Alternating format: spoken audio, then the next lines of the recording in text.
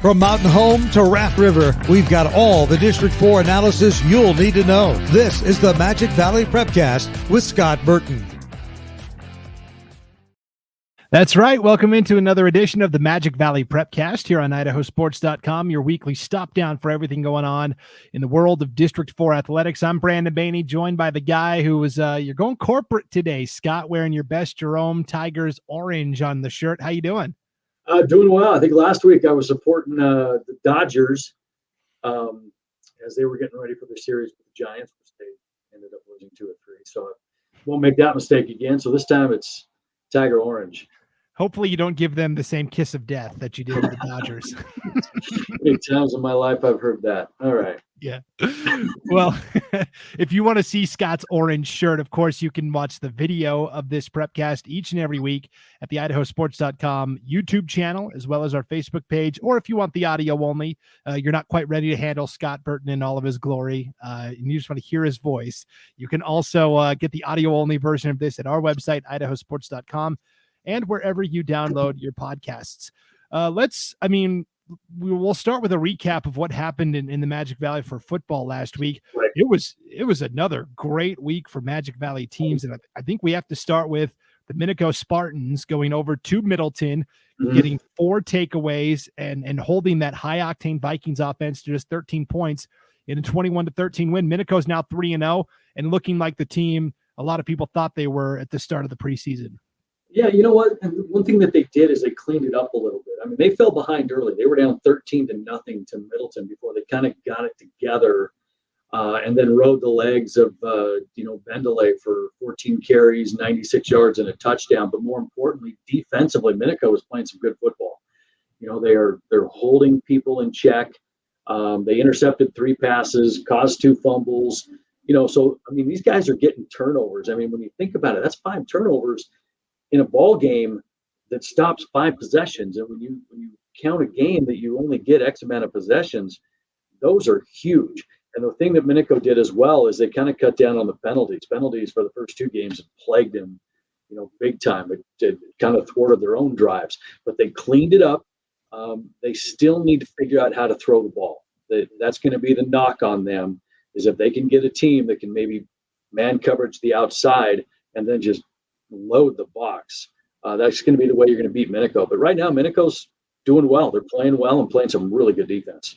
Yeah, that was their really first signature win because, yes, they defeated Century in a close game and they beat Bonneville. Those are teams that we're not expecting to be in the race in terms of 4A contenders this year. Middleton, bona fide contender from District 3. And so that's a great feather in the cap of Minico, as they are one of the only 3-0 teams, maybe the only 3-0 team in the state of Idaho since they played that week 0 game. Another team that I thought played really well and is actually technically in first place in the conference standings because, well, all they've played are conference games is Mountain Home, of course, but you had Burley and Wood River also meeting up in their second conference game of the season. And this I want to make sure I got that right. I'm looking at the schedule of games coming up this weekend. Yeah. So Mountain Home had a chance to go to 2-0 playing Wood River, and they came through with an 18-7 win. And the Tigers right now in first place in the Great Basin Conference, 2-0 overall, 2-0 in the league. Yeah. Wood River actually jumped out on top first. They scored first, and then Mountain Home rattled off 18 unanswered, but Mountain Home was able to run the ball well. It's not going to be a lot of flash and style from Mountain Home. They are just going to try to shove it down your throat because they've got the size up front to do it with Gunnar Clark. And one of the things that Wood River really tried to do in that game was to take Clark out of the picture. They really focused in on him, and it's a really weird thing that Mountain Home has going on because you're thinking, okay, who do I stop? The quarterback, the receiver, the run? No, you've got to stop this lineman because he's going berserk on people. And so on both sides of the ball, and you could tell that was, part of Wood River's focus, but, Justin Swenson picked it up defensively for Mountain Home. Mountain Home's not going to win a lot of high-scoring ball games. They're going to win some ugly contests, but it's going to be in the trenches that they get it done. And so far, 2 conference wins have them, in a really good shape, in really good spot moving forward in the conference play as they go further in. And I think that really suits Mountain Home this year, especially because, Scott, we haven't really seen a high-octane offense yet in the Great Basin Conference. Every game seems to be kind of the 21-14, 18-7. They're all kind of these defensive slugfests. They have been, which is kind of bizarre because at least you should have one team in there that has a prolific offense, but it's just all kind of 3 yards in a cloud of dust so far in the Great Basin. But and you've got some unlikely heroes in Mountain Home and Burley and those teams that, you don't talk about very often that are hanging in there. And if you keep it ugly, that's where those middle ground teams and even kind of maybe the bottom of the conference feel like they have a chance. And Mountain Home is going to be an interesting team to watch because in terms of what's left on their conference schedule, the 3 biggest hurdles, Minico, Jerome, and Twin Falls, all of those are in Mountain Home. They get to host all 3 of those teams. So they get the top 3 teams in the conference, or at least the projected top 3 teams in the conference, all at home. So that'll be fun to watch as the season goes along. Let's talk about Twin Falls. The Bruins hosted Pocatello, a team that a lot of people think is going to do really well in the 4A ranks this year. Twin Falls actually outgained Pocatello in total yardage, yet the former Indians, the Pocatello Thunder, won where it counted on the scoreboard as they picked up a 21-14 win. Yeah, and that's important to note that Twin Falls pretty much outplayed Pocatello, as far as on the offensive end goes in yardage, but they committed 4 turnovers. And when that happens, man, it deflates your morale. And they gave up a couple of big plays on defense. And that's really what it boiled down to. It was one of those games that Twin did what they wanted to do, but they just couldn't hold on to the football. And because of that, they leave Pocatello with a loss. I think Twin Falls is a lot better than people are maybe even giving them credit for. They had the big win over Valley View in week 1, played 1 possession game with Pokiet. I think Twin Falls is a bona fide contender for the conference. I think they, at least from what I've seen, they and Minico are maybe a step ahead of everybody else at this point. Yeah, no, I would totally agree with that. Twin Falls has got some skilled kids. They've got some people that can make plays. And, shoot, they're moving the ball up and down the field, and who knows what that outcome would have been in Pocatello had they not turned it over 4 times. But Twin is not a bad team. Coach Coring over there has got them, off to a pretty good start. They took some positives out of this game. Just hold on to the football. But no, I agree. Twin and Minico are emerging as the top 2 in the Great Basin right now. Jerome was the other Great Basin team that was in action for the second week in a row, playing a 3A program. But despite that, probably a 3A program that could contend in the Great Basin, the 4A conference, playing Kimberlee. I thought this was a kind of a bad setup for Jerome because you had Kimberlee kind of get shellacked by Snake River in that season opener. And so you knew Kimberlee was going to be fired up, and they certainly came out and showed it in a 48-21 win. Yeah, well, and Jerome jumped down on top 13-0. And it's like, holy cow, Kimberlee's probably thinking, here we go again. But, Kimberlee's one of those teams that they just have too many offensive weapons. I mean, you might be able to keep them in check for a quarter, a half maybe, but, at the end of the day, Kimberlee's going to put up points. And if you can't match their scoring output, you're not going to beat them. And that's what Snake did in week 1.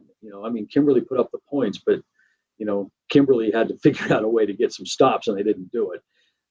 But for Kimberlee, they had their Heath Owens, their quarterback, threw for 269 yards, 3 touchdowns.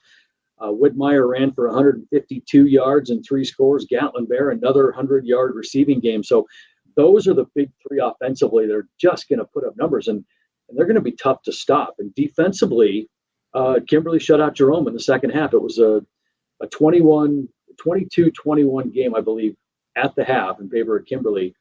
And Kimberlee came out and threw up a goose egg to Jerome in that second half. But that's going to be Jerome's struggle. And, Jerome has got some players. They just don't have any depth. And so what's going to happen to Jerome is, one, they don't have the prolific offense. I mean, they have a sophomore quarterback who's managing the game, but he's not going to put up these huge numbers.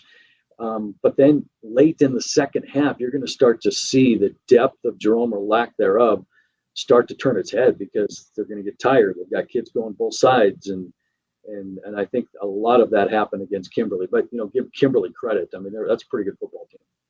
And again, just trying to keep pace with Gooding. The Senators had a nice 44-6 win over Canyon Ridge. That was the final team from the Great Basin that was competing. And Gooding 2-0. They look pretty solid. Let's talk about Filer for a second. Coming into the year, they were picked to finish last in the preseason coaches poll. New head coach in Justin Brandsma. I think we may have been underselling what Filer is capable of a little bit. They're a 1-1 record, but a 70-0 shutout over Valley, which is a program that's struggled over the past couple of seasons, but even so, putting up 70 points, very impressive. Yeah, I mean, there's not a whole lot to say when you beat somebody 70-0. I mean, it's just kind of a snoozer. But offensively, Filer, they 403 yards of offense and a great performance, from their quarterback Spears, who went 14 of 19 for 200 yards and 6 touchdowns. So I mean, these guys, they're playing well, and they held Valley to 63 total yards. So, I mean, you have to ask yourself, all right, how good is Filer or how bad is Valley right now? And it's probably a combination of both. Filer's going to get tested, and then you'll see kind of what they're made of. But, for the young coach Brandsma, you can't ask for that much more than a convincing win, especially when, you're young and you need that shot of confidence and to get a program going. So, good job, Filer. But, man, they dominated that game.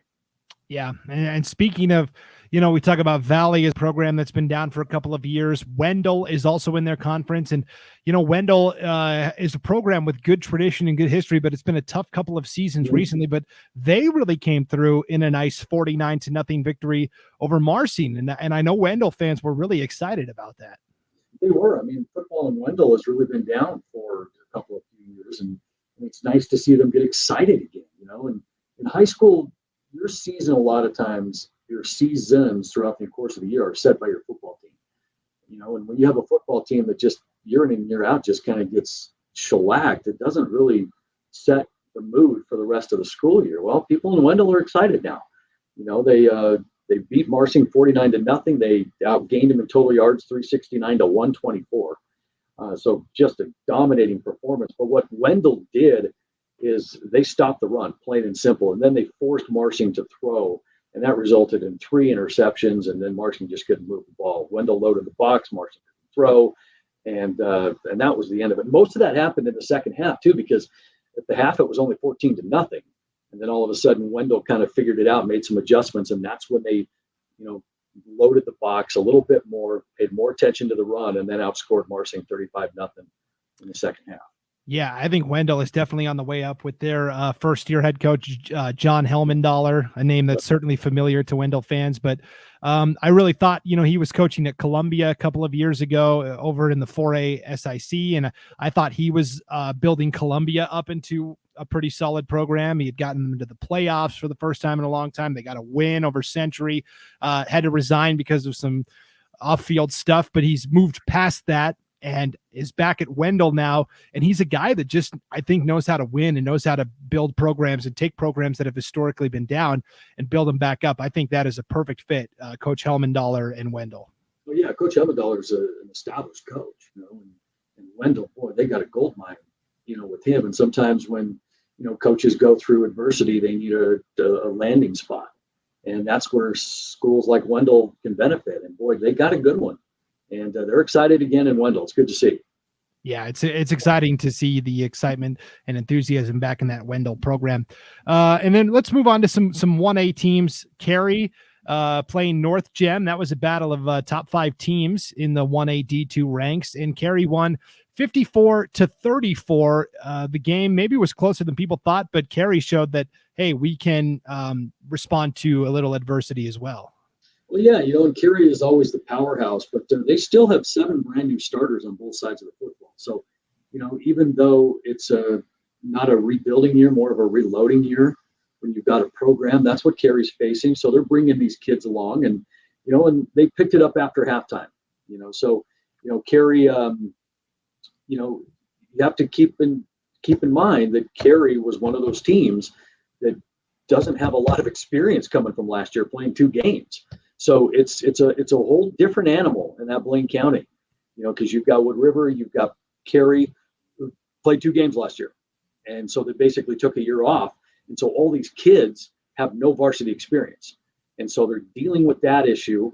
But in that game against North Gem, where they won 54-34, Carrie had almost 500 yards of rushing. Connor Simpson ran for 142 yards, but North Gem had an answer of their own in Bridger Hatch, who had 28 carries for 285 yards on the ground. So, I mean, it was basically just Carrie running the football down your throat. Can you stop us? And total yards, I mean, it was a video game. Carrie had 549 total yards. North Gem had 547, and that's why you got the score you did, 54-34. And I will say for North Gem, all of those yards came on the ground. They only attempted one pass, and so they were 0 for 1 passing. They're going to have to tweak that if they want to maybe have a rematch with Carrie later on in the season. So, and then let's talk about Castleford. We've talked about they're kind of one of those mystery teams that we don't know a ton about. All we can really do is look at their results. A 58-20 win over Water Springs. They're 2-0. I ranked them 5th in the media poll this week. They technically finished 6th overall. They were the first team out of the top 5, but Castleford, again, we talked about a lot of excitement, a lot of buzz there. Yeah, in Castleford, that was a game that they fell behind 14-0. I mean, they just kind of got punched in the mouth right away. And then they woke up in the second quarter and led at halftime, 34-14. But they got a huge performance from their quarterback, Ethan Rowland, who finished the game with 230 rushing yards and 4 touchdowns on the ground. He was also 5 for 5 passing with 88 yards and 2 passing touchdowns. So their quarterback is the straw that stirs the drink right now at Castleford. And if he plays well, then Castleford's going to put up some points. Defensively, Jamie Ramos, 12 tackles and interception, 3 pass deflections. So Castleford's got a couple of players, but right now it's all about their quarterback, Ethan Rowland. And they got another big win over Water Springs, 58-20. And they have a tough test coming up this week. Let's preview some of the matchups that are coming up this weekend, and let's start at the 4A and work our way down. You've got the annual rivalry game, Canyon Ridge taking on Twin Falls. They always put a unique twist on it with different uniforms, and maybe for those that are outside the Magic Valley, kind of explain the Canyon Ridge Twin Falls rivalry game. There is so much going on with this game that sometimes you forget there's even a football game being played. It's about the pomp and circumstance. It's about the uniforms. It's about the field. It's about the cow pie contest going on the south end zone. It's about spirit points between the two schools. It's about this bucket that they're going to put in their trophy case. And then pretty soon you forget, oh yeah, I guess there's a football game going on. These two schools you'd like to see the rivalry between these two on the football field be a little bit closer than it has been, because Twin Falls has dominated over the course of all of these years, with maybe Canyon Ridge getting a win back in the day at one time. But this has been owned by Twin Falls. But it's a really cool thing because it's called the Service Bowl, and it's homage to our military and our servicemen and women, and first responders and those kinds of things, to where, there's American flags flying all over the place. It's a very patriotic atmosphere, and it's super cool. And that's why I think those types of things almost supersede the game in a way, because when Twin and Canyon Ridge get together and they do this, if you take in the atmosphere, you realize that there are more important things going on than a football game. And I think they do a good job of presenting that atmosphere. So yeah, the Service Bowl between Twin and Canyon Ridge, they're playing for a bucket. Twin Falls is the heavy favorite. But if you're not doing anything, go check out the game. It's definitely worth the atmosphere. Yeah, the uniforms always have kind of a red, white, and blue incorporated into it for the American flag. And, especially now with everything that's happened in the past couple of weeks, I think it's so cool that we can give that nod to our service members and our military members. So, yeah, it's really exciting. Yeah, absolutely. And so, there's going to be servicemen and women that are going to be present there. They always incorporate them a different way, whether it's the game ball, the trophy presentation at the end. So it will be littered with American flags and servicemen and women. Again, pretty cool. Yep. Another big game in the Great Basin Conference, a conference matchup. You've got a pair of teams that are 1-1. Burley taking on Wood River. The winner of this game will be a leg up on everybody else, depending on how that Twin Falls Canyon Ridge game goes. They could potentially be in second place all to themselves, and another good early season clash between two teams that are trying to separate themselves in the Great Basin standings. Yeah, I mean, this is an interesting game because when you consider everything that's been played so far, this is jockeying position in the conference too, because Burley and Wood River, are diving headfirst into their conference schedule. Meanwhile, you've got the big three that are Twin, Minico, and Jerome that are sort of hanging out, not getting into conference until later. Twin dives in with Canyon Ridge this week, but Burley and Wood River, I mean, interesting. I mean, they each have a win. Somebody's going to have 2 wins at the end of this, and and I think Burley's got to be the favorite on paper right now because they can score the football a little bit better than Wood River can. But boy, when you talk about a game that is going to give some people some momentum, whether it's the Burley High School football team or Wood River, this is a huge game. It's interesting to see what will happen. Yeah, I think Wood River has had a lot of positive things happen, and I think Burley might be in a tough spot. We'll see. It'll be a fun game for sure. Jerome, yeah, we talk about it. They continue the non-conference slate. They are going to travel to Shelley. Shelley is a team, Scott, that's 2-0. They just took out Sugar Salem last week, and the Russets look like they might be ready to finally take that next step this year. Yeah, Shelley's a good football team. Jerome has run into 3 hugely talented teams to start their season, which, is going to make them better for conference. But Shelley, they've got athletes and they've got depth. That's the one thing that Shelley's got that Jerome doesn't have. Shelley has been the benefactor of some fortunate plays. They got 2 strip sacks of the QB last week, against Sugar, which were huge. Their D can definitely bring the pressure. And Shelley's going to be one of those tough teams defensively that they're going to put 6 people in the box regardless of your formation, and they're going to force you out of your comfort zone. So if you try to spread the field, they may not walk out with you. They're just going to bring the heat. And they swarm to the football really well defensively. It's a good football team in Shelley, and Jerome's going to have their hands full. But for the Tigers, they need these tests because they're going to be a little battle tested going into the conference season, having lost to Gooding, lost to Filer, and now they've got another tough one with Shelley. So, and next week it's Twin Falls, and we'll see what those 3 games do for the Tigers. Yeah, that'll be a really fun matchup. Jerome at Shelley. We will be bringing that game to you on IdahoSports.com. Scott, I'm actually going to be there broadcasting that game Friday night. So, fantastic. Well, then I'll be listening and giving you crap behind the scenes. How's that? That sounds good. We can come back with maybe grades for next week on how I did. Oh, fantastic. You got it, man. You got it. Oh, that sounds great. So yeah, that's a game that you can catch 7:00 Friday night on IdahoSports.com. Mountain Home, we talked about that 2-0 start in the conference. They finally take a break, quote unquote, in non-conference play, but it's not really much of a break because Gooding comes to town. And I guess we'll find out where Mountain Home really stacks up against a truly elite offense in Gooding. I think that's a good point. We're going to find out where they stack up because, you look at the strength of both of these teams. It's about size and power. This game is going to be one in the trenches. Gooding has the size to battle, kids like Clark. And so that's where the matchup's going to be. I think this is a really intriguing game for that aspect alone. I think Gooding has got a little bit more firepower on the offensive end, so I would say Gooding is probably the favorite in this game. But if you're a football fan and you like kind of the toughness, check this game out. But you're not necessarily going to watch the football the entire time. You're going to watch that offensive and defensive line for both of these schools because that's where it's going to be won and lost. Yeah, that's going to be a fun matchup to watch. Another interclass matchup that I think could be maybe the sneaky best game of the weekend. You've got Kimberlee traveling to Declo. We know Declo is good. They're one of the 2A favorites. How does Kimberlee stack up against an elite program like Declo? Well, Coach Rich Bishop over at Kimberlee, he knows that his team is going to be in a dogfight against Declo. Declo is one of those physical teams. They run the ball well. Matthews and Ramsey are playing well for Declo.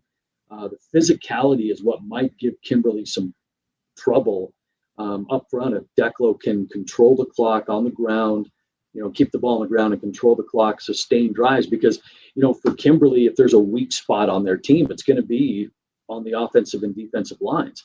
It's just that they've got so much speed and talent on the outside that they're able to cover that up a little bit with a lot of quick hitting plays and et cetera. But, defensively, Kimberlee is going to have to get some stops against Declo, who's just going to pound the ball at you. And if they can keep it close and keep that Kimberlee offense off the field, then this could be a really good game. But it's going to be a really good test for Kimberlee and for Declo too. Anybody that plays Kimberlee is going to have their hands full, trying to contain the speed. So another interesting game. Scoreboard operator could be busy. We might have to send him a backup just to take over at halftime in that game for sure. And then let's talk about the 8-man level. We talked about Castleford. How good are they really? They're 2-0, pretty impressive. We're going to find out this week when they host the defending 1A D2 champs from Dietrich. That's going to be a big conference matchup. Yeah, and in the past when Dietrich and Castleford have played, it's always been the speed of Dietrich that's given Castleford problems. It's been the elite athletes over at Dietrich, taking on the wave of kids that come through Castleford instead of like this giant year in and year out program that Dietrich has. It's going to be what class do they have to try to battle, but it's always been speed that's given Castleford problems. And, and they know that, in our talks this week, that was mentioned is, we better learn how to deal with speed on that end because Dietrich's going to bring it. And so again, a good test for Castleford to see where they're at because, Castleford's playing well, but they haven't played Dietrich yet. That'll be a fantastic matchup. And then 2 8-man games that we will be bringing to you on IdahoSports.com Friday night at 7:00. Carrie makes the trip over to Wilder to play in a non-conference matchup. Carrie's 2-0, of course. Wilder is 1-1 and played Horseshoe Bend really tough last week. This is a good non-conference test for Carrie, and we'll have it for you on IdahoSports.com. Oh, yeah, absolutely. I mean, Carrie needs to play these tough non-conference games. So when they get to the state playoffs, they're, battle tested and they've had some competition. But, this is a matchup that is a really good one too, because I believe, if I'm not mistaken, in the past, Carrie lost to Wilder in the state semifinal, 39-22, and I believe that might have been in 14. But there's a little bit of playoff history with these two teams because they are both really good programs. And like you mentioned, this is a great non-conference game. In those non-conference games, you put stock into it, but the win-loss doesn't really matter. It's going to be, are you going to get better by playing this game? And this is one of those games that both of these teams are going to get better. Yeah, you can look at the score, and if you just look at it at who won and who lost, you're doing a disservice. You have to look at how close the game was. Were the two teams making plays, those sorts of things. So, and then the final game is going to be that we want to highlight is going to be Saturday afternoon at a neutral site. Parma High School is actually going to host a showdown between Oakley and Kendrick. Oakley, the defending 1A D1 champs. Kendrick is a title favorite in the 1A D2 ranks. This would be a good test for both of those schools. Yeah, no, absolutely. When you get these two schools together, especially when you've got the history of success with these programs, and they don't see each other a whole lot. That's exactly what you want as a coach in a program, is to play these kind of teams because, how good do you get beating a team 85-0? I mean, how good do you get when you don't break a sweat and you walk off the field going, yeah, practices are tougher than that. This is one of those games to where, two powerhouses can collide and they're going to walk away from this remembering this game. And, these are games that really can springboard a team into some confidence moving forward, especially when they start to hit their schedule. And so Oakley, this is a great scheduling move for them. Kendrick already has a win over Lighthouse Christian in the 8-man classic a couple weeks ago. They would love to add Oakley to their list of pelts on the wall. Oh, you're not kidding. I mean, you talk about small school football in the Magic Valley. I mean, this is where it lives and breathes. And anytime you get those other schools saying, I can take out 2 Magic Valley teams, that's got to be something that's a little bit of a motivating factor for Kendrick. Yep. And that game will be also on IdahoSports.com Saturday, 2:00 in the afternoon, live from Parma. Paul Kingsbury and Will Henneke will be on the call for that game, 2 8-man aficionados. So Yeah, absolutely. A lot of good action coming up here. Yes, a great schedule of games. As always, if you want to see what games are on the broadcast schedule at IdahoSports.com, all you have to do is click on the Game Streams tab across the homepage, the bar on the homepage at IdahoSports.com, and you'll see the entire broadcast schedule, not just for the week, but for the rest of the season as well. And we've got some fantastic matchups that we are excited to bring you. I wanted to wrap up real quick, Scott, just by kind of taking a glance at the soccer and volleyball action. We talked about coming into the season that we knew Sun Valley Community School was going to be really solid in both boys and girls soccer. They're both leading the conference standings at this point. It's no surprise. The Cutthroat boys are a perfect 4-0 overall. They're also 4-0 in the conference, and the Cutthroat ladies are 4-0 in conference and 4-1 overall. So a combined 8-1 between the two programs. But who's in second place? There's actually some pretty intriguing teams. When you look at the boys' side, Bliss is 3-0-1 in league and in conference. So they're right there on Sun Valley's heels, which is exciting to see for the Bliss program. And then on the girls' side, you've got Buell at 4-0-1. So they are just a half game back of Sun Valley in the standings. So the Buell girls soccer team and the Bliss boys soccer team also looking very good. Yeah, and that's good for them because, when you talk about soccer and programs, up in Ketchum, there's a culture for soccer. When you get these schools that are good year in and year out, it's because they have a culture. And that's exactly what the community school has up there in Sun Valley.